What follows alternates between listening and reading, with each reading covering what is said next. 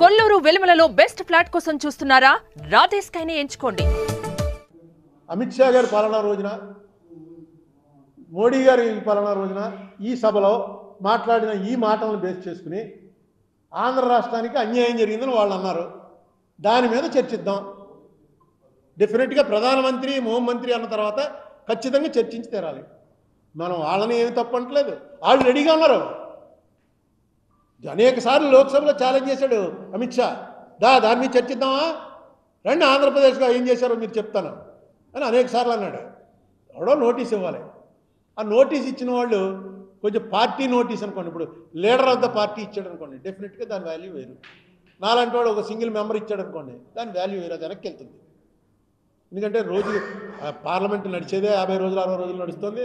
అందులో ఇలాంటి short discussions ఉండేవే 10 ఎన్నో ఉంటాయి. ఆ 10 డిస్కషన్స్లో ఏది ప్రయారిటీ అన్నది చూసుకుంటారు. ఈవేళ తెలుగుదేశం పార్టీ ఇచ్చింది అంతే, చేసి తీరాలి.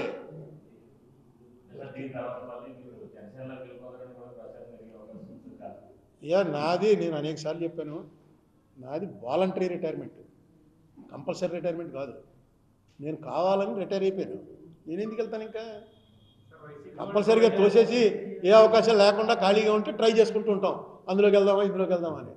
నాకు లేదు, నాకు ఇంట్రెస్ట్ లేదు, నేను చేయలేను. ఇంట్రెస్ట్ లేదని కాదు, నేను చేయలేను, ఏ పోస్టు చేయలేను. ఇలా మీతో అప్పుడప్పుడు మాట్లాడడం తప్ప ఏ పోస్టు చేయలేను. నేను చాలా ఎంజాయ్ చేస్తున్నాను 10 ఏళ్ళ నుంచి. నా లైఫ్ చాలా బాగుంది, నా హెల్త్ బాగుంది, బీపీలు షుగర్లు అన్నీ కంట్రోల్లో ఉన్నాయి. నేను ఆ 10 ఏళ్ళు ఎంపీగా చేసిన టైంలో ఇంతగా లేను, ఇంత ఆనందంగా లేను.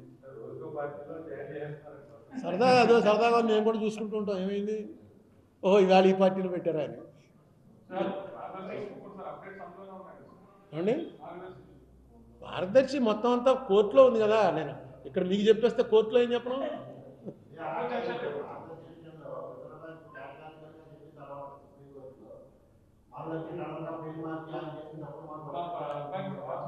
అంటే ఇందులో ఒక చిన్న ఇదేంటంటే క్రిమినల్ కేసు ఇది రామోజీరావు గారి మీద ట్రయల్ కోర్టులో రాజశేఖర రెడ్డి గారు సీఎంగా ఉండగా కృష్ణంరాజు గారిని ఐపీఎస్ ఆఫీసర్ ఇచ్చిన కంప్లైంట్ క్రిమినల్ కంప్లైంట్. క్రిమినల్ కేసులో ఎలా ఉంటుందంటే ఆర్గ్యుమెంట్ అన్ని రకాల నుంచి కొడతారు. దాంట్లో ఒక భాగం ఇది. దీన్ని అతిపెద్ద ప్లేడరు, ఇండియాలో టాప్ 10 ప్లేడర్ వచ్చాడు, రోహతగి, ముకుల్ రోహతగి అన్నవాడు సిద్ధార్థ్ లోధరా కన్నా డబల్ ఛార్జ్ చేసేటువంటి ప్లేడరు. అతన్ని తీసుకొచ్చేటప్పటికి ఇది ఒక పెద్ద సెన్సేషన్ అయింది. కానీ యాక్చువల్గా క్రిమినల్ కేసులో ఆర్గ్యుమెంట్ చెప్పేవాళ్ళు అన్ని ఆర్గ్యుమెంట్లు చెప్పేస్తారు. ఏంటి, ఫస్ట్ ఇప్పుడు దొంగతనం చేయలేదండి అని చెప్తారు, నెక్స్ట్ దొంగతనం చేసిన రోజున ఇక్కడ ఊళ్ళో లేడండి అని చెప్తారు, నెక్స్ట్ దొంగతనం చేయడానికి కళ్ళు కలమడం అండి అని చెప్తారు. అన్నీ ఏదో ఒకటి క్లిక్ అయ్యే బెనిఫిట్ ఆఫ్ డౌట్ మీద ఉంటుంది అంతా, ఏదో ఒకటి క్లిక్ అవుతుంది కదా అని. అలాగే వాళ్ళు వచ్చి ఈ చెప్పిన వాదన, వాళ్ళు చేసే వాదన అన్ని కేసుల్లో అందరూ చేస్తారు. కానీ ఇక్కడ చిన్న ఇదేంటంటే ఎవరికైతే సంబంధం లేదు కొడుకునే అన్నారో కొడుకే వేసాడు పిటిషన్. ఆయన ఒక 3 నెలలు 4 నెలల క్రితం నా తండ్రి గారి ఇదే కేసులో, నా తండ్రి గారిది వారసత్వం నాది, నేను ఇప్పుడు హెచ్యుఎఫ్ కర్తని, అందుకని ఈ లిటిగేషన్లో పాల్గొనే అవకాశం నాకు ఇవ్వండి అని ఆయనే ఒక పిటిషన్ వేశాడు. ఆ పిటిషన్ వేస్తే నేను ఆన్లైన్ అప్పీర్ అవుతున్నాను, జడ్జి గారు నన్ను అడిగాడు, ఏడు నీకేమైనా అభ్యంతరం అని. నాకు అర్థం లేదండి అసలు అని చెప్పాను. నాకు అర్థం లేదండి అసలు, ఎందుకు ఈ పిటిషన్, ఎందుకు ఇప్పుడు అది అవసరం లేదు, వేశారు. ఎందుకు వేశారో మరి, ఏదో లీగల్గా వాళ్ళ ప్లాన్ వాళ్ళకు ఉంటుంది.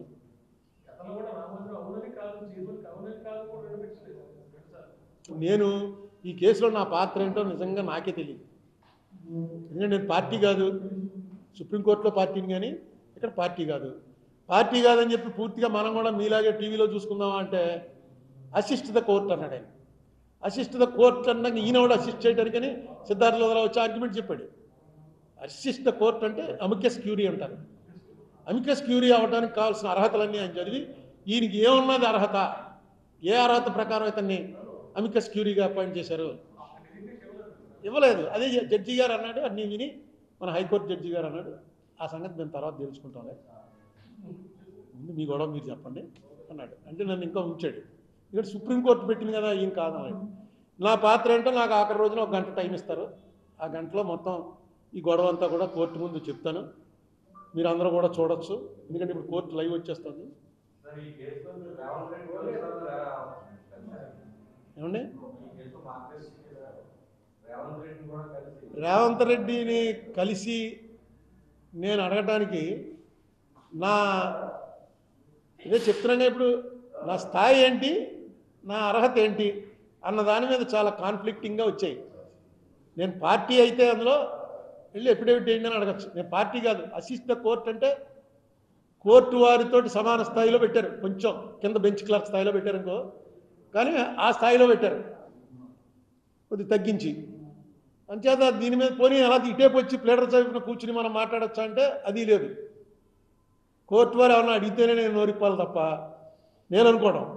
నేను 2-3 సుప్రీంకోర్టు జడ్జిల్ని, హైకోర్టు జడ్జిల్ని అడిగాను. కొంతమంది ఏం చెప్పారంటే నువ్వు ఎందులో ఉన్నా ఇంటర్ఫీర్ అయ్యి నీ ఆర్గ్యుమెంట్ చెప్పచ్చు, ఖచ్చితంగా కోర్టు రికార్డ్ చేయాలని కొంతమంది చెప్పారు.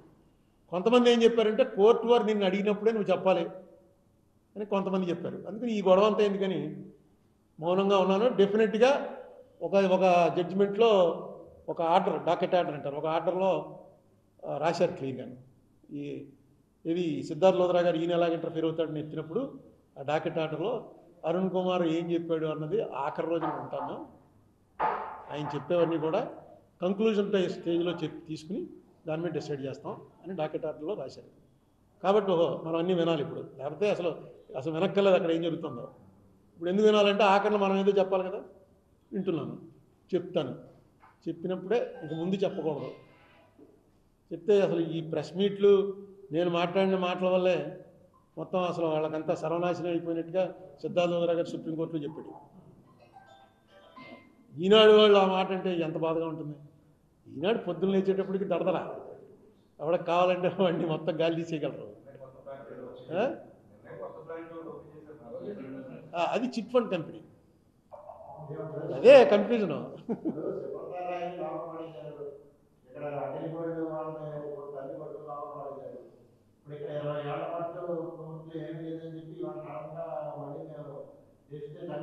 నేను అనేక సార్లు ఇక్కడ చెప్పాను, మళ్ళీ చెప్తున్నాను. ఈ కోర్టులో శిక్ష పడిందా లేదా అన్నది నేను ఏనాడు కూడా తీవ్రంగా పరిగణలోకి తీసుకోవాలి. రామోజీరావు గారిని కానీ వారి సంస్థలను కానీ నాశనం చేయాలని అనేటువంటి ఉద్దేశం కానీ ఆ కక్ష కానీ నాకు ఉండే అవకాశమే లేదు. మనదంతా లోక సంస్థ సుఖినోభవం. కానీ ఒక యద్యదాచరతి శ్రేష్ఠ, అనేక సార్లు చెప్పాను ఈ శ్లోకం, యద్యదాచరతి శ్రేష్ఠ తత్త దేవేతరో జన సయత్ ప్రమాణం కురితే లోకస్తదనువర్తతే. ఒక ఫామ్లో ఉన్న శ్రేష్ఠుడైనటువంటి వ్యక్తి తప్పు చేస్తే మొత్తం సమాజం అంతా కూడా అది ఫాలో అవుతుంది. కృష్ణుడు అర్జునుడు చెప్తాడు, నీ యుద్ధంలోంచి నువ్వు పారిపోయావంటే ఓహో ఇది కరెక్ట్ అనమాటని రేపు నుంచి అందరూ పారిపోవడం మొదలెడతారు. నీకు పారిపోవాలని ఉన్నా సరే నువ్వు శ్రేష్ఠుడైనటువంటి వ్యక్తి కాబట్టి దెబ్బలాడవలసిందే. సుమన్ టీవీలో మీ పర్సనల్ అండ్ బిజినెస్ ప్రమోషన్స్ కోసం కింది నెంబర్కి కాంటాక్ట్ చేయండి.